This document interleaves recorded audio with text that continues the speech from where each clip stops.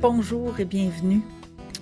Le cercle vicieux entre vouloir, désirer, pouvoir et se donner le droit te donne-t-il du fil à retordre? Combien de vision boards as-tu fait? As-tu déjà traversé une période comme moi où tu étais écœuré d'entendre parler de la loi d'attraction? Ou as-tu l'impression qu'il ne reste que frustration, désespoir, jalousie pour te faire avancer? On parle aujourd'hui d'aspiration, d'inspiration, d'intuition et d'intention.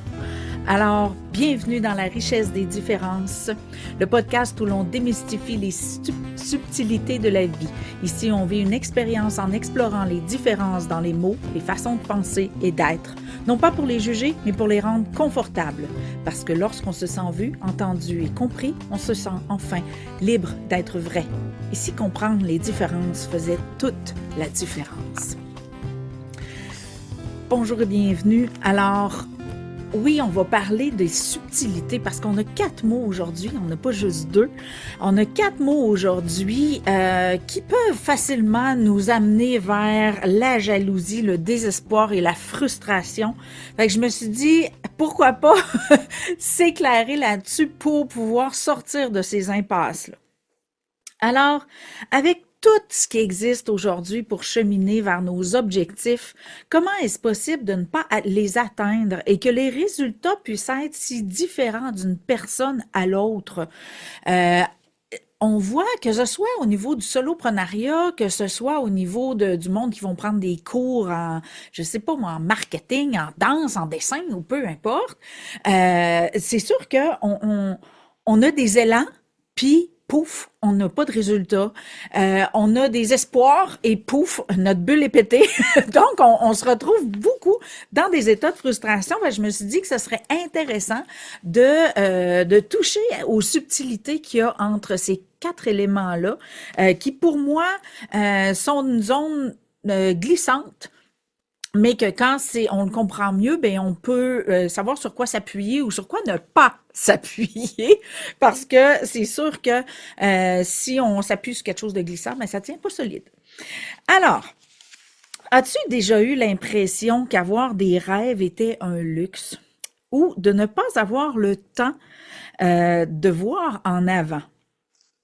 La survie nous fait tellement fuir et seulement ne plus vouloir d'être ou de faire, qu'on a oublié de créer des espaces pour nos désirs et aspirations. Et ça a été tellement mon cas. Je sais pas si tu as écouté les épisodes précédents, mais je parle beaucoup de mon parcours, de mon enfance, où est-ce que j'ai été vraiment dans la fuite une grosse partie de ma vie, parce que j'avais pas le luxe d'avoir le temps d'avoir peur, ou je savais pas que j'avais le droit d'avoir peur, et je fonçais tête baissée pour fuir mes émotions. Fuir mes inconforts relationnels, mon milieu de vie qui était vraiment pas confortable. Dans le fond, tout n'était que fuite. Donc, c'est vraiment paradoxal un petit peu que je te parle aujourd'hui d'aspiration, d'inspiration, d'intuition et d'intention, alors que c'est un luxe que je me suis permis très tard, là. Je dirais fin quarantaine peut-être, là.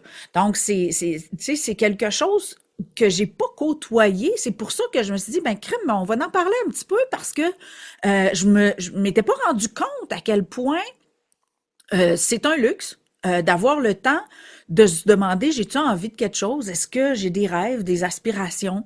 Tu sais, juste l'exemple de, tu sais, ça fait 20 ans que je suis avec mon chum. Jamais j'ai eu l'espoir d'avoir un chum à long terme.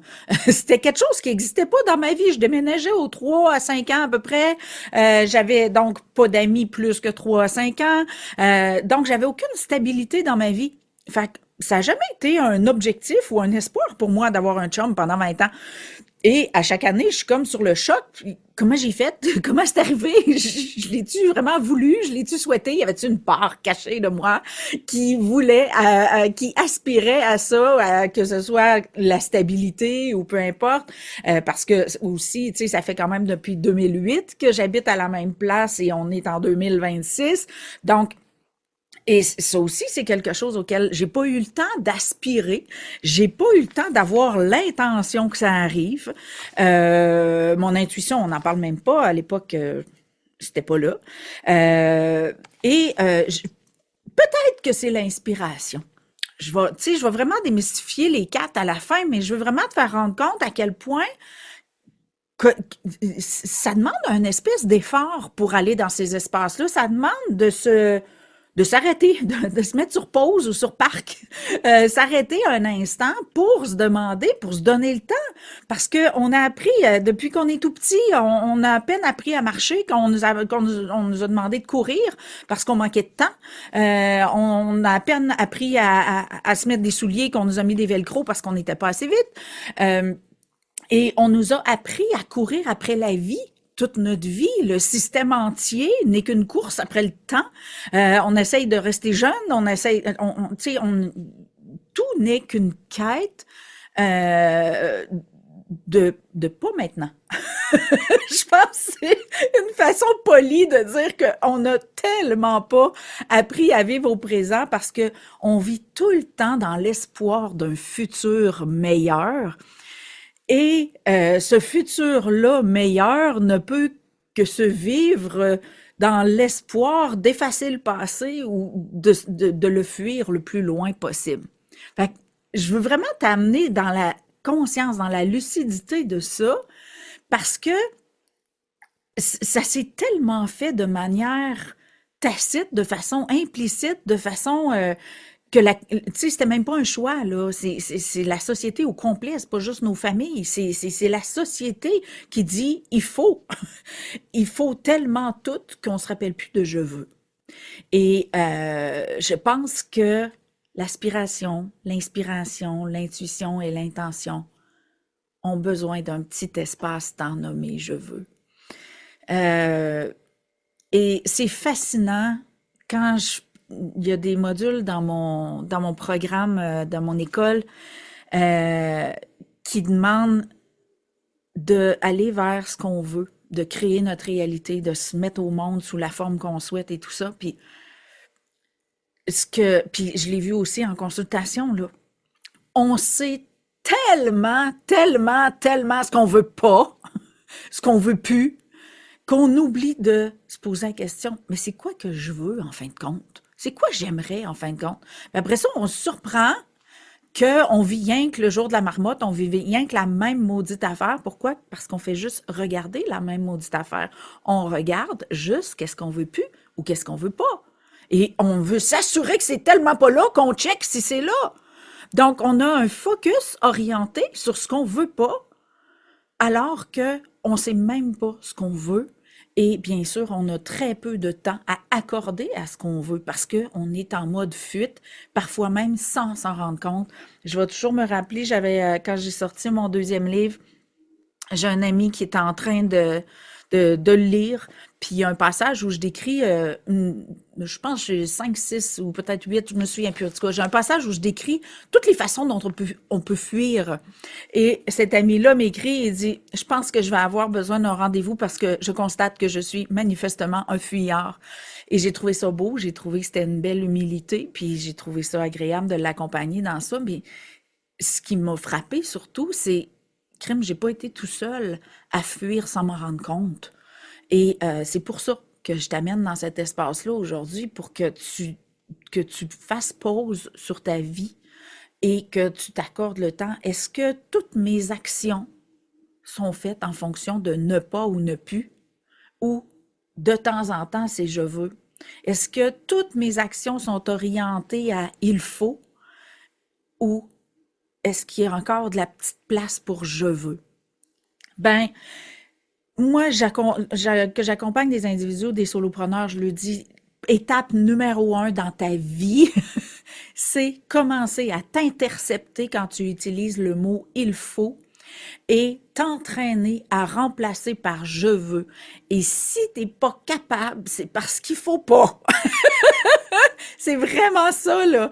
OK? Donc, il y a beaucoup de il faut qu'on a intégrés et qui viennent même pas de nous. Ça va être soit le système, soit l'éducation, soit nos parents, parce qu'on imite. Ça peut, les il faut viennent de tellement d'affaires inusitées et d'ailleurs, c'est comme ça qu'on reconnaît des croyances. Quand on utilise il faut, là, ça veut dire que c'est un ego qui parle. Un ego, c'est ce que je crois que je suis, donc c'est une forme identitaire, si on veut.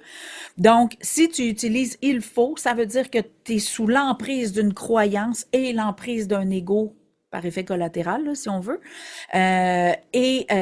C'est la super façon, c'est le super truc que je te donne aujourd'hui pour pouvoir t'intercepter, pour sortir d'une cage quelconque, pour sortir d'une obligation, d'un esclavagisme quelconque. Donc, commence tout de suite à t'intercepter dans il faut et tente entraîne-toi, parce que ça demande de l'entraînement, je te l'accorde, là, j'en dis encore des il faut, là, puis je suis comme, ah!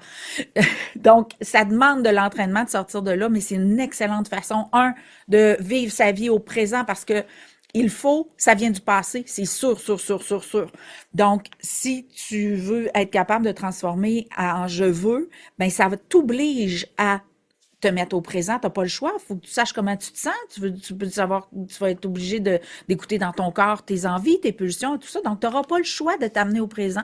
Donc, c'est comme un méga exercice hyper simple, mais qu'un coup qu'on commence à le faire, on se dit, wow, j'étais donc bien dans il faut. Et tu vas voir que tu vas gagner du temps, de l'énergie, beaucoup de vitalité en commençant à t'entraîner à vivre par je veux au lieu de il faut, parce que c'est beaucoup plus motivant. Parce que il faut, il y a comme une consonance en arrière qui dit j'ai pas le choix. Et une âme, pour vivre de sa elle arrive de les limiter, là. Donc, il n'y en a pas de limite, il n'y en a pas de problème. Donc, dès qu'on dit il faut, ça veut dire qu'on met une limite. On s'enlève le choix. Donc, c'est vraiment une posture énergivore, beaucoup.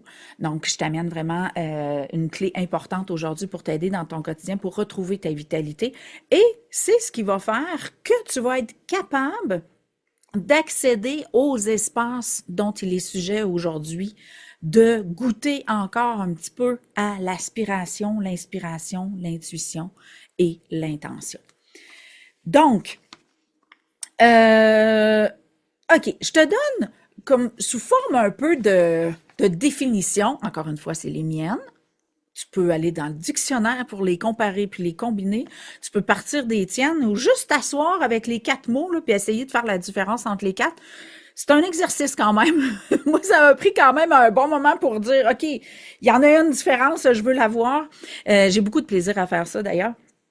Alors, je te donne mes définitions, mes conceptions de ces 4 mots-là pour que tu vois la différence. Et je les ai mis dans un ordre, tu vas comprendre pourquoi je les ai mis dans cet ordre-là. Donc, premièrement, inspiration. Pour moi, ça se vit comme un élan, une vague, et c'est ce qui vient de l'âme. Donc, c'est pour ça que ça nécessite un arrêt. C'est trop fluide, c'est comme le flot des pensées. On a-tu des pensées? On a-tu des choix? Tu sais, ça arrête pas, là, les hamsters, sans compter la game des hamsters, là. Ça bouge vite, vite, vite, vite, vite dans notre tête. Et l'inspiration, ben, c'est dans le corps. Fait que si on vit toujours dans notre tête à nourrir nos hamsters, à nourrir le passé, à avoir peur du futur, il n'y a plus de place pour entendre ces élans-là, pour les ressentir, parce que c'est comme si toute l'action se faisait, admettons, au premier étage et que tu habites au troisième étage. Ben, tu ne la sentiras pas, là. La vague, elle ne se rend pas jusqu'en haut, là. OK? Fait que c'est un petit peu ça. Donc, l'inspiration, c'est quelque chose qui se vit de l'intérieur parce que c'est l'âme qui anime ton eau quantique. OK? Donc, ton eau quantique, ça veut dire qu'à cette échelle-là, j'ai un corps physique. Après ça, il y a les organes, il y a les cellules. Ben, à une échelle suffisamment petite, il y a ce que j'appelle l'eau quantique, qui est dans l'infiniment petit, ce qu'on appelle l'intangible. Et cet espace-là est extrêmement, très, très, très fluide, très, très, très, ça s'appelle pas intangible ou infiniment petit pour rien. C'est dur à capter. Mais c'est dans le corps que ça se vit, ça. Donc, si on s'arrête pas et qu'on vit notre vie dans notre tête, on ne peut pas accéder à cet espace-là. C'est pas assez bruyant. Tu sais, c'est comme la tête, là, imagine une fanfare de trompette et clairon, puis ton corps imagine un murmure sur un oreiller. OK? Donc, c'est vraiment, c'est pas de taille, là. OK? Donc, ça peut pas s'entendre. Donc, l'inspiration, c'est un élan. C'est ce qui fait que, pouf, on se sent porté, on se sent emballé. C'est vraiment le mot que j'ai trouvé qui s'en rapproche le plus, c'est un élan, une vague. Donc, ça vient de l'âme et c'est, si on peut dire, très peu bruyant, donc très silencieux. Donc, ça nécessite une présence, ça nécessite un arrêt pour ressentir cette inspiration-là. C'est pour ça que j'encourage beaucoup les entrepreneurs qui sont débordés, puis oh, j'ai tout fait, j'ai tout essayé, je fais ci, je fais ci, je fais ça. Mais mets-toi sur pause parce que tu n'es pas suffisamment inspiré pour qu'il y ait de la vibration dans ce que tu fais ou livres ou émets. Donc, c'est mental, c'est réfléchi, donc c'est pas vivant. C'est comme une brique versus un champ, OK? Donc, c'est pas aussi vibrant pour magnétiser, pour générer des élans de connectivité et tout ça. Donc, de sortir dans notre tête, rentrer dans notre corps, on va générer des œuvres beaucoup plus magnétiques parce qu'elles vont être beaucoup plus vivantes, parce qu'elles vont être d'inspiration divine ou, je sais pas, christique ou je sais pas trop comment appeler ça, là, mais quand ça vient de l'âme, là, c'est du divin. Donc, c'est beaucoup plus inspirant lorsqu'on côtoie une publicité ou un live fait à partir de l'âme versus fait avec une stratégie marketing très cartésienne. Deuxième, j'ai mis aspiration. Parce que c'est comme une petite couche au-dessus. Ça veut dire quoi? Ça veut dire que j'ai mis comme synonyme rêve, espoir, vision, quête de mieux. Aspiration, je dirais, c'est comme une inspiration. Donc, c'est un élan, mais qui a été comme titillé. Comme l'étincelle vient, ah, on a vu quelque chose et pouf, ça nous on aspire à vivre une expérience à partir de ça. On aspire à revivre la chose. On aspire. Donc, une aspiration, c'est comme on veut aller vers. Donc, l'élan vient tout seul, tandis que l'aspiration est comme plus orientée. C'est vraiment subtil la différence entre les deux, mais je te dirais que c'est vraiment ça. Donc, l'aspiration, c'est un élan, tandis que l'aspiration, c'est il y a une idée derrière. Donc, c'est comme la combinaison de l'âme et de ton individualité, donc ce que tu es, ce que tu aimes. Donc, c'est vraiment ensemble, ils vont faire comme «Oh oui!» OK, donc ça va comme te transporter et ça, c'est très, très, très vivant parce que l'inspiration est de portée divine, tandis que l'aspiration est de portée individuelle. Donc, c'est comme ta semence dans le divin. Donc, c'est ta différence qui nourrit un mouvement vibratoire. Fait que c'est vraiment une zone, si tu arrives à combiner les deux, c'est sûr que ça va être enlevant, ça va être vraiment, les gens vont faire comme, ah, ils vont avoir les frissons, la chair de poule, ils vont en redemander. Donc, c'est vraiment un espace vraiment tripant lorsqu'on arrive à combiner l'inspiration, donc l'essence de l'âme, avec nos aspirations. Donc, nos désirs profonds, notre différence. Donc, qu'est-ce qui fait que nous, on va faire de ça quelque chose de spécifiquement différent? OK? Donc, c'est vraiment cet espace-là qui est intéressant. L'intuition maintenant. Donc, l'intuition, encore là, c'est une autre couche. Tu sais, on est un humain multidimensionnel. Ben, ces quatre mots-là, c'est l'expérience de justement quatre dimensions expérientielles d'une même chose, là. Donc, l'intuition, les synonymes que j'ai trouvés, c'est un guide interne, c'est ce qui sait. Donc, c'est l'intuition, c'est comme notre âme a des aspirations et des inspirations. Nous, en tant qu'individus, on a de ça. Mais qu'est-ce qui va faire que, parmi toutes les options, on va savoir que c'est elle. On va le sentir à l'intérieur de nous que, me semble, c'est là qu'il faut que j'aille. Puis je sais pas pourquoi, mais la question se pose même pas. Quand on, on a l'impression là que ça sait, que c'est pas nous qui sait, qu'il y a quelque chose à quelque part qui sait plus que nous. Donc ça, c'est l'intuition. Donc c'est notre connexion à la connaissance unique qui dit oui, c'est vraiment ça que tu t'es venu livrer ou venu chercher ou que c'est là que ça se passe, OK? C'est ton prochain rendez-vous en parfaite synchronicité. Donc, l'intuition, encore une fois, demande d'être suffisamment apaisé pour l'entendre. Si on est dans le brouhaha, dans le rush, dans le il faut, on n'est pas suffisamment présent pour entendre ça. Mais ces trois espaces-là ne nécessite rien d'autre que la présence. Il y en a qui disent ah moi je ressens pas, moi je suis pas capable, moi je le sais pas quand j'ai toujours peur de me tromper de toute façon, je le sais pas moi, je suis pas. On l'a tous, ok. Si tu as l'impression que c'est pas pour toi puis que tu ressens pas, c'est juste parce que tu t'es pas suffisamment entraîné à faire pause dans ta vie. Donc, fais pas juste descendre sur le lot 1 ou en basse vitesse, là, mets-toi sur le parking, stationne-toi dans ta vie et euh, au- euh, vraiment, il y en a qui vont le faire sous forme de méditation, mais tu n'es même pas obligé de méditer, là. Juste rien faire, puis observer ton corps si tu es confortable ou pas confortable, ça fait la job aussi, là. OK? Et tu vas découvrir ton rythme, tu vas découvrir plein de choses, là. Donc, tu n'as pas besoin d'être en transe, de faire des Aum ou d'être en méditation guidée, là. Juste arrêter. Juste arrêter et rentrer dans ton corps, ressentir la vie qui est. Et à un moment donné, à force de t'entraîner là, tu vas être capable d'entendre tes inspirations, tes aspirations et ton intuition pour te guider. Donc, c'est vraiment ces trois espaces-là nécessitent la vie au présent, ou du moins de mettre les hamsters sur pause. Donc, l'activité mentale doit s'arrêter. Donc, ça nécessite que tu rentres dans ton corps. Comment on rentre dans son corps? Ben, la façon la plus simple, c'est de respirer. On n'a pas appris à respirer. On a appris à survivre par la respiration. C'est très différent, OK? Donc, respirer, ça veut dire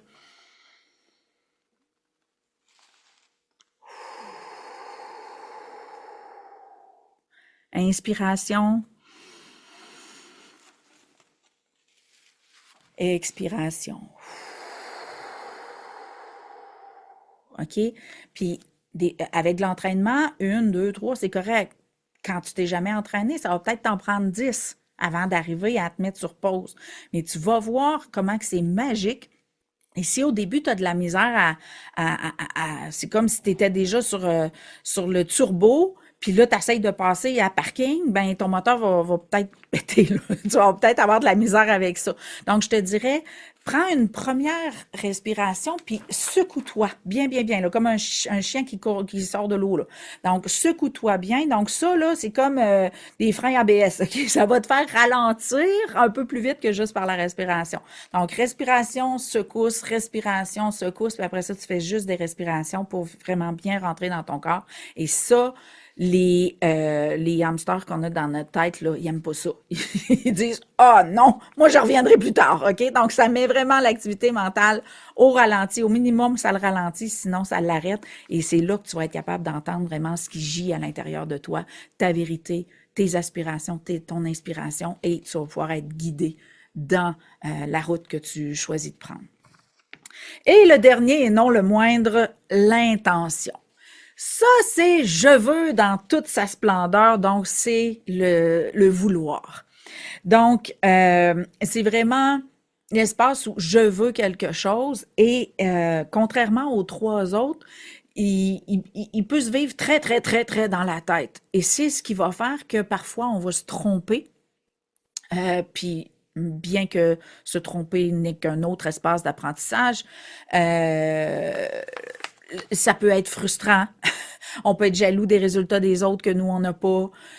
Donc, c'est l'espace où est-ce qu'on peut expérimenter plus facilement la frustration. Pourquoi? Parce que quand on veut quelque chose, il peut très bien arriver que ce soit un ego, donc un de tes égos, une de tes personnalités, une de tes façons d'exister qui exige des preuves, de la manifestation de quelque chose, et c'est là que ça devient une zone extrêmement glissante. Si tu veux quelque chose, ben si tu veux valider à quel point ça va te vider de ton énergie ou t'en donner, à quel point tu vas regarder l'heure puis tu vas te rendre compte que tu es brûlé à la fin de ta semaine ou est-ce que tu ne penseras même pas à manger tellement que tu vas être vivant pendant que tu vas le faire, c'est si ton vouloir est coordonné avec l'équipe d'avant, ton inspiration, tes aspirations et ton intuition. Donc, l'intention, donc l'espace du vouloir, quand je disais tantôt passer de il faut à je veux, c'est la zone où est-ce qu'on peut s'égarer dans un ego, contrairement à aller vraiment dans une zone d'épanouissement, de rayonnement, de wow, on s'épanouit pleinement. Fait que la zone d'intention, je te dirais, c'est la zone jaune-orange, pas rouge, mais jaune-orange, où est-ce que tu dois vraiment t'interroger pourquoi tu veux ça. Donc, est-ce que ton intention est dirigée pour gagner quelque chose, prouver quelque chose, je sais pas moi, te prouver quelque chose, te forcer à aller dans une zone qui t'est inconfortable sans raison justifiée.